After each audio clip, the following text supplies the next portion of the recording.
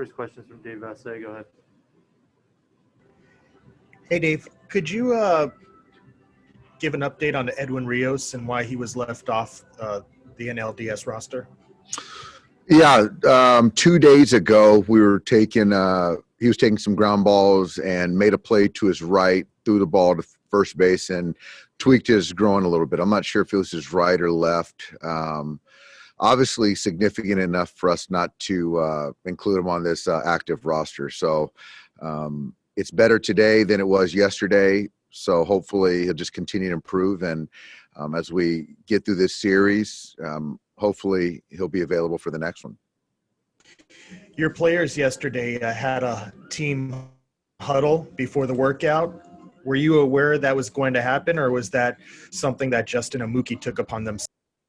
Yeah, very organic. I loved it. I had no idea, but obviously when you're talking about Justin and Mookie leading that meeting, which I assume is the case, I don't question the messaging. Thank you. Next question is from Alanna Rizzo. Go ahead. Dave, with Rios off of your roster because of the groin issue, in the event that you would need to take Turner out of the game for any reason defensively at third, who's your backup third baseman? Yeah, I think that Matt Beatty can play third. I think that it would probably be Max Muncy. Move Max over there to third base, and then potentially have Beatty over there at first base, or potentially bring Cody into first base, but then it compromised a little bit on the outfield as far as the foot speed in a big outfield. So hopefully it doesn't get to that point, but we've got some options. And Dylan Floro added to this DS roster. Is that more of a matchup situation for you against this Padres lineup? It is. I just think that Dylan's had a tremendous year, and I felt terrible not having him in the wild card series, but just excited to have him back active with us for this series. With a little bit more of an expanded format, getting another arm is big. And for him, I just like him against both left and right.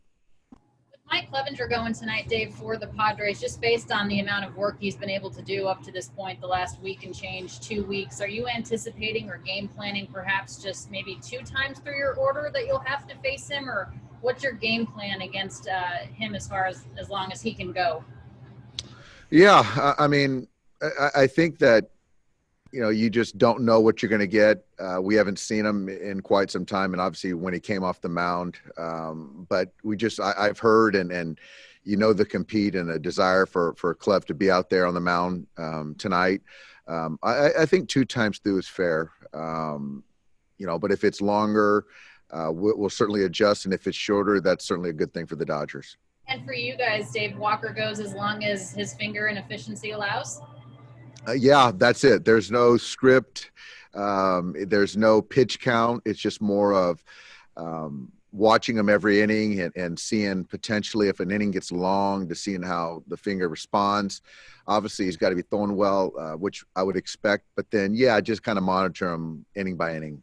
Finally, for me, Dave, with Will Smith in there and Edwin Rios off of your roster, do you anticipate Will getting the bulk of the catching duties in this 5-game series, since he's probably not going to be your DH since you don't have Kabert? Yeah, I think right now we'll see how it plays out, but that's probably the plan, but things can change. I got Will catching tonight, and then DHing tomorrow, and Austin catching Clayton, and then we'll kind of go from there as the series progresses. Dave, just off that, why go with Terrence Gore over a third catcher, just in case maybe you need one tomorrow night? I think that the thing is that with Terrence, he can come into play every game potentially. And when you're talking about looking at something that potentially might not happen, and again, his situation might not happen, but if that situation presents itself, to not have him on the roster would be pretty costly, in my opinion. As far as the third catcher, I just don't see that. We just felt that pinch runner, Terrence, the dynamic to be implemented or put in a spot in a plus or minus 1 run game, tie game, just kind of outweighed it. And it was on the margin. It was a close one.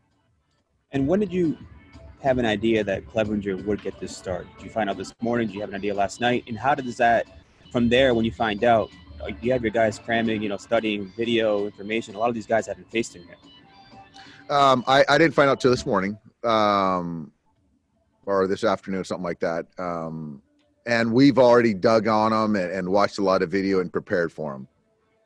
And just lastly, a lot of, in years past, has been this rust versus rest argument. I'm just wondering, just having 4 days off, how did you make sure these guys, didn't necessarily, they kept it going and aren't going to go into this game flat, I guess? Well, I know we're not going to go in flat. And certainly the rest piece, I think the rest was good. I think that to combat the rust, I thought we did a really good job of that first day in here. We had about 8 or 9 innings of pitching and hitters taking at bats. And the last couple days we had 3 innings of pitching. So guys got their bats and there was some competition as far as guys getting their work. So I feel good on the position player side, and the relievers got their work in. They got a couple days before this series, so they're ready to go as well. Next question from Cary Osborne. Go ahead. Dave, Victor Gonzalez is the latest in a string of rookies that you've guys with little major league experience that you've had on the playoff roster. Is there a commonality between all those guys that gives you the confidence to give those guys that opportunity on the big stage? I think it's certainly number one is stuff. You got to have good stuff, which Victor has. And also, I think the makeup and the heartbeat. And you just can we learned that from Julio in 16.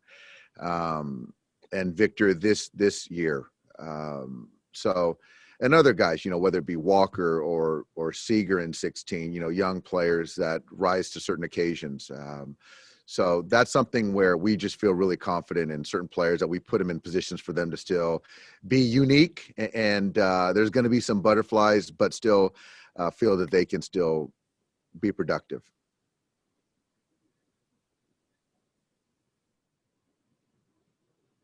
Next question from Jeff Sanders. Go ahead. Hey, Dave, I'm wondering if there were any disadvantages to all the uncertainty for the Padres pitching, disadvantages for your team in setting the roster and setting plans. I mean, I guess if you look at it on the surface, a disadvantage, and I talk about this a lot, is when there's no familiarity or past history.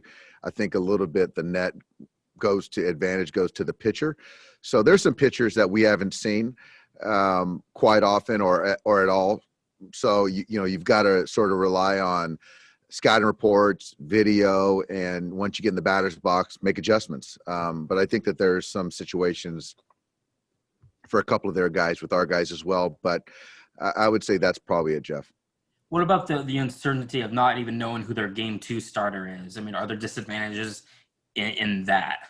I don't think so. I think that right now all we care about is game 1, and I think how we're approaching it is Clevenger is going to start, and we're preparing for anyone else that's on their roster. So I think that it's kind of a blanket way of preparing, but I feel good about it. Could you watch the bullpen game that they threw on Friday, and does that inform maybe the way you guys game plan? Because I'm certain there's probably going to be a bullpen game in here at some point. Yeah, well, I think that if you look at our roster, the way we've kind of staggered left and right for the most of the lineup, and our righties hit righties and lefties hit lefties.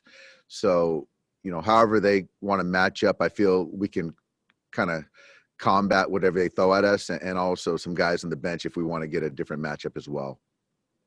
Next question from Ken Gurnick. Go ahead. Dave, if Rios hadn't been injured, would he have DH'd tonight? He would have been a big part of the conversation. Losing him is a loss, certainly. The way he's performed, I certainly like him versus certainly any right-hander, but that's just not the case, and I expect Jock to go in there and take some good at-bats. Thanks.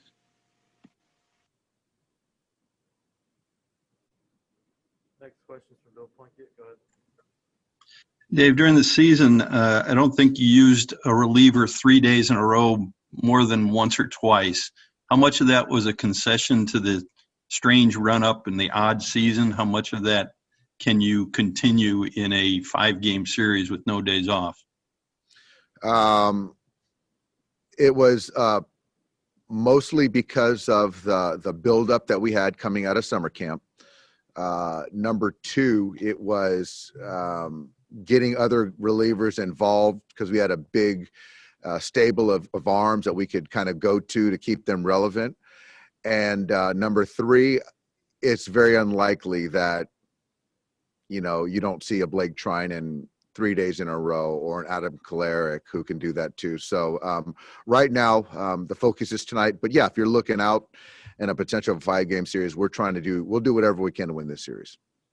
With Dylan Floro, he was kind of a righty specialist in the past couple of years, but his splits are opposite his career history this year. What do you think is going on there? Dylan's really continued to evolve. It's a sinker, it's a slider, and it's a changeup. And I think that the pitch mix, developing the changeup a little bit more, changing eye levels against the left-hand hitter just makes them pretty effective. And to your point, better against left this year. So, any reliever that you can call as neutral-ish or neutral, I think is what you're looking for, especially this year with that 3-batter minimum. But the right-handers have been considerably more successful. Why is that? Yeah, I think that I'll say that as far as the season, Bill. But if you look at the last month, I'd argue that the quality of contact, I think he's been much better against right the last 3 weeks, month of the regular season. Thank you. Yep. We got time for one more. Go ahead, Rashawn. Hey, Skip. With Walker and the blister, is it something that you may notice, from the dugout, or can you walk me kind of through the process of your monitoring? Is it a talk after every inning? Kind of what goes into watching that? I won't be having that conversation with him every inning. That's going to be on our training staff and Mark Pryor, the pitching coach. I think for me is once you get the green light to start the next inning, or he gets the green light to start the next inning, now it's just kind of me watching how he's throwing the baseball, the feel. Is he losing balls arm side? Is the breaking ball not as sharp? Is it a long inning? That's where I kind of get involved.